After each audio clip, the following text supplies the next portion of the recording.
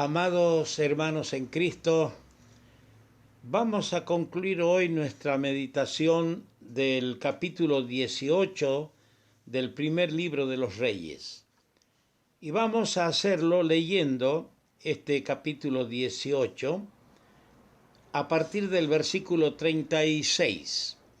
Leemos así: Cuando llegó la hora de ofrecerse el holocausto, se acercó el profeta Elías y dijo: Jehová Dios de Abraham, de Isaac y de Israel, sea hoy manifiesto que tú eres Dios en Israel, y que yo soy tu siervo, y que por mandato tuyo he hecho todas estas cosas. Respóndeme, Jehová, respóndeme, para que conozca este pueblo que tú, oh Jehová, eres el Dios, y que tú vuelves a ti el corazón de ellos. Entonces cayó fuego de Jehová y consumió el holocausto, la leña, las piedras y el polvo, y aún lamió el agua que estaba en la zanja. Viéndolo todo el pueblo se postraron y dijeron: Jehová es el Dios, Jehová es el Dios. Entonces Elías les dijo: Prended a los profetas de Baal, para que no escape ninguno. Y ellos los prendieron y los llevó Elías al arroyo de Cisón, y allí los degolló. Entonces Elías dijo a Acab: Sube, come y bebe, porque una lluvia grande se oye. Acab subió a comer y a beber, y Elías subió a la cumbre del Carmelo, y postrándose en tierra puso su rostro entre las rodillas, y dijo a su criado: Sube ahora y mira hacia el mar. Y él subió y miró y dijo: No hay nada. Y él le volvió a decir: Vuelve 7 veces. A la 7ª vez dijo: Yo veo una pequeña nube como la palma de la mano de un hombre que sube del mar. Y él dijo: Ve y di a Acab: Unce tu carro y desciende, para que la lluvia no te ataje. Y aconteció estando en esto que los cielos se oscurecieron con nubes y viento, y hubo una gran lluvia, y subiendo Acab vino a Jezreel. Y la mano de Jehová estuvo sobre Elías, el cual ciñó sus lomos, y corrió delante de Acab hasta llegar a Jezreel. Yo quiero concatenar este pasaje con lo que se lee en Hebreos el capítulo 10, en los versículos 14 y 18. Allá leemos así: Porque con una sola ofrenda hizo perfectos para siempre a los santificados. Pues donde hay remisión de pecados, no hay más ofrenda por el pecado. Quiero referirme a 4 cosas en el pasaje que hemos leído en primer libro de los Reyes, capítulo 18. Quiero referirme a la oración de Elías en los versos 36-37. Quiero referirme al montón de cenizas en el verso 38. A la destrucción de los profetas de Baal en el verso 40 y a las lluvias de bendición para el pueblo en el versículo 45. Hemos venido todos estos días o estas 3 ocasiones pasadas deleitándonos en contemplar al solitario siervo de Jehová enfrentándose a las huestes, a las hordas del mal que habían invadido el país y habían querido desterrar para siempre el nombre de Jehová, del pueblo que Dios amaba, el pueblo que Dios hizo, el pueblo que Dios sacó de la esclavitud de Egipto y le dio como heredad la tierra de Canaán. Ahora, hablando de la oración de Elías, es muy singular y especial. En su oración, Elías se dirige a Dios y de paso para recordarle al pueblo que Jehová Dios es Jehová de Abraham, el fundador de la nación, de Isaac y de Israel, de Jacob, es decir, los patriarcas que fueron la razón para fundar esta nación que Dios amaba. Y quería que el pueblo sepa, que quede manifiesto que Él era el Dios de Israel y que Elías era su siervo y que su siervo no decía ni hacía nada por capricho, sino que todo lo que decía y hacía era por mandato de Jehová. ¡Qué expresión más preciosa! Respóndeme, Jehová, respóndeme. Oh hermanos, qué oración. No era un tiro al aire. Estas palabras iban empapadas de la convicción de un hombre que sabe que está en el sendero de la obediencia, de la convicción de un hombre que sabe que entre él y su Dios no hay ningún impedimento para esa confianza y esa libertad de poder orar. En esta oración se pone de manifiesto que todo el accionar y el vivir del solitario siervo de Jehová estaba al descubierto en los ojos del Señor. Hermanos amados, que nuestras oraciones sean de la misma manera. Oraciones de fe, oraciones con convicción, que no sean frases bien elaboradas, con términos y palabras altisonantes para impresionar al auditorio o a quienes nos escuchan. Que sean palabras que brotan del corazón que vive una vida de dependencia y que conoce su propia insignificancia y que conoce la grandeza de su Dios a quien se dirige. Aprendamos a orar como el profeta Elías. En el versículo 38 yo dije que hay un montón de cenizas. ¿Por qué? Si usted repasa el pasaje bíblico, vamos a ver allí que el fuego consumió todo. Y en ese lugar ya no existía más que un montón de cenizas, como prueba de que el fuego había acabado su obra. El mismo altar quedó reducido a cenizas, pues no había necesidad de ofrecer más sacrificios en ese sentido. El altar que el pecado había destruido, el altar que el profeta había reparado para hacer esta ofrenda una sola vez, en este sentido, para reconciliar al pueblo con Dios. Ese altar quedó reducido a cenizas, ya no había más necesidad. Dios estaba satisfecho y las cenizas allí en el Monte Carmelo hablaban de los méritos perpetuos del sacrificio que se acababa de consumir o de consumar. Todo esto era simbólico y sobre los bienes que habían de venir a nosotros. Oh, si yo pudiera hablarle a mi alma, si tú pudieras hablarle este momento a tu alma, hermano querido, hermana querida, le dirías: alma mía, considera humillada la obra perfecta de Cristo sobre el madero y mira allí el montón de cenizas que hablan de tu salvación consumada eternamente. ¡Qué obra perfecta! Allí dice que el Señor con una sola ofrenda, no hay necesidad de repetir otra ofrenda u otros sacrificios.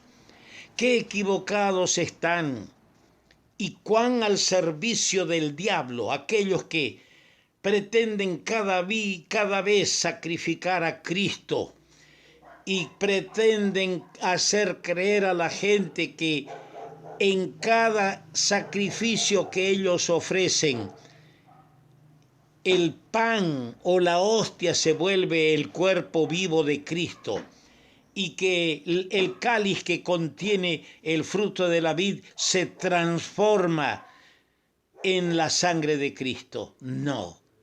Dice la Escritura, con una sola ofrenda hizo perfectos para siempre a los santificados. Porque donde hubo remisión de pecado, no hay más ofrenda por el pecado. Qué bueno es tener aquí una enseñanza para cuando nos acercamos a la cena del Señor, los que somos de Cristo, y gustamos obedecer lo que el Señor dijo: haced esto en memoria mía, para ofrecerle ofrenda nueva, pan nuevo, como ya dijimos, como lo ofrecían los sacerdotes en el lugar santo cada mañana. Retiraban el pan viejo y ofrecían pan nuevo. La tercera cosa a la que dije haremos referencia en el verso 40 es a la destrucción de los profetas de Baal. Los profetas de Baal fueron destruidos. Y nosotros leemos en Colosenses capítulo 2, versículo 15, que Cristo con su sacrificio despojó a los principados y a las potestades, a todas las potestades del mal, a todos los demonios, a Satanás mismo. Con su sacrificio los despojó a esas potestades y los exhibió públicamente, triunfando sobre ellos en el madero. Tenemos un enemigo que astutamente trabaja y desesperadamente trabaja porque sabe que su tiempo es corto, porque él sabe que es un enemigo derrotado.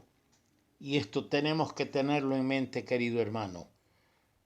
No vamos a menoscabar el poder de Satanás. No vamos a subestimar las astucias y la capacidad del diablo. Pero tampoco vamos a ignorar la enseñanza bíblica de la palabra, que nuestro enemigo es un enemigo vencido. Y nosotros en Cristo somos más que vencedores. Que el Señor nos ayude a saber que el enemigo ha sido destruido. Dice que el profeta ordenó llevar a los profetas de Baal. Caramba, hay que ser un hombre que sabe lo que hace.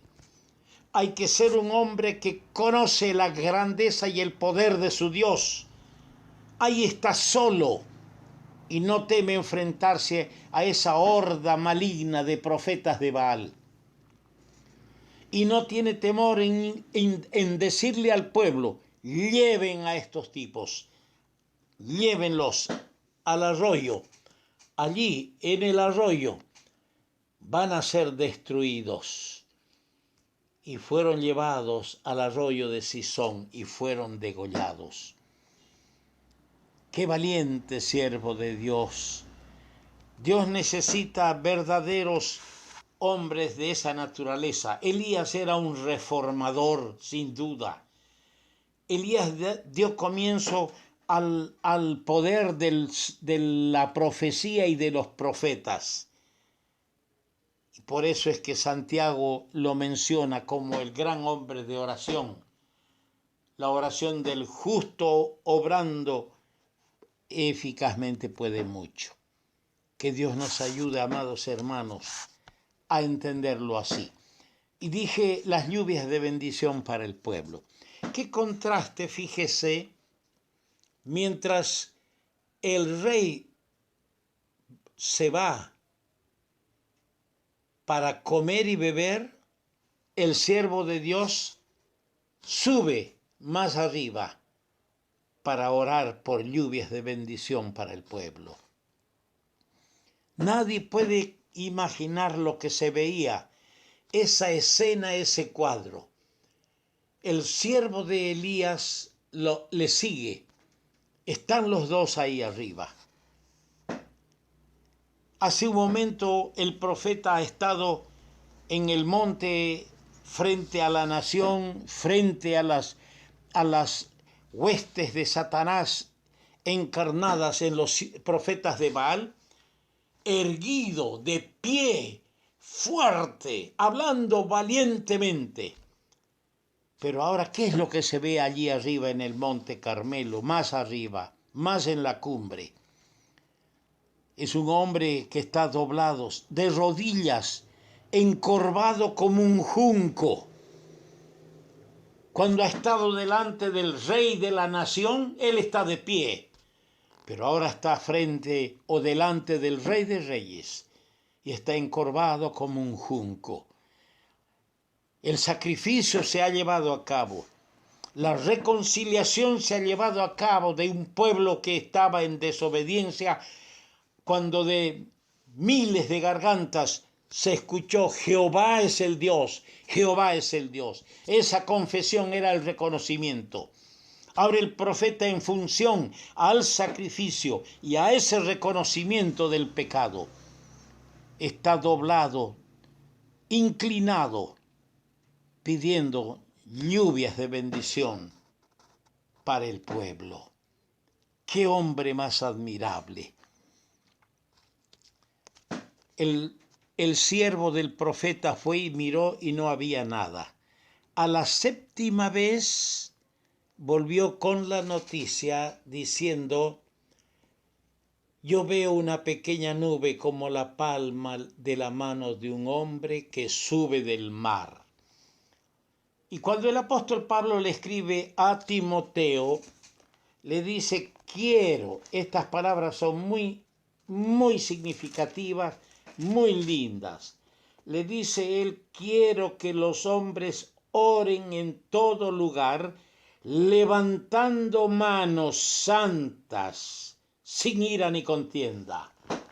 Aquí lo que ve el siervo de Elías es una pequeña nube como la mano de un hombre. Es que las manos de un hombre se han levantado al cielo. El siervo de Jehová, el siervo del Dios de Israel, ha levantado, se ha doblegado, se ha inclinado allí, pero sus manos santas, limpias, por una vida de obediencia, se han levantado. Y eso es lo que ve el siervo, una pequeña nube como la mano de un hombre. ¿Y cómo es la fe, no? La fe puede ver un aguacero en una pequeña nube. ¿Cómo es nuestra fe cuando oramos y pedimos al Señor? Lo hacemos, oramos porque la palabra nos manda, oramos porque estamos apretados en una situación de angustia, o estamos orando con manos limpias, sin ira ni contienda, o estamos orando oraciones de fe que pueden ver en una pequeña nube un gran aguacero. Que Dios nos ayude a tener la fe del profeta Elías. Y luego dijimos las lluvias de bendición para el pueblo. Luego cayeron las grandes lluvias de bendición. Hermano, hermana, en el madero, en el Gólgota, el fuego cayó sobre el Señor. Todo el furor de la ira de un Dios indignado por nuestros pecados, todo ese fuego cayó sobre el Señor Jesús. Y sobre mí y sobre ti y sobre todos nosotros ya no cae fuego de castigo, sino caen las lluvias de bendiciones, lluvias divinas sobre nosotros. Ahora, si eres un pecador, si eres un hijo de creyente que todavía no estás arrepentido, yo te digo, clama al Salvador viviente. No clames a los ídolos mudos como los profetas de Baal. El Señor te salvará eternamente. Y si eres creyente, avalora el glorioso privilegio de la oración y clama al Señor. Él te responderá y te enseñará cosas grandes y ocultas que tú no sabes. Que Dios añada su más rica bendición, amados hermanos, a estas reflexiones que hemos hecho del profeta Elías en el monte Carmelo.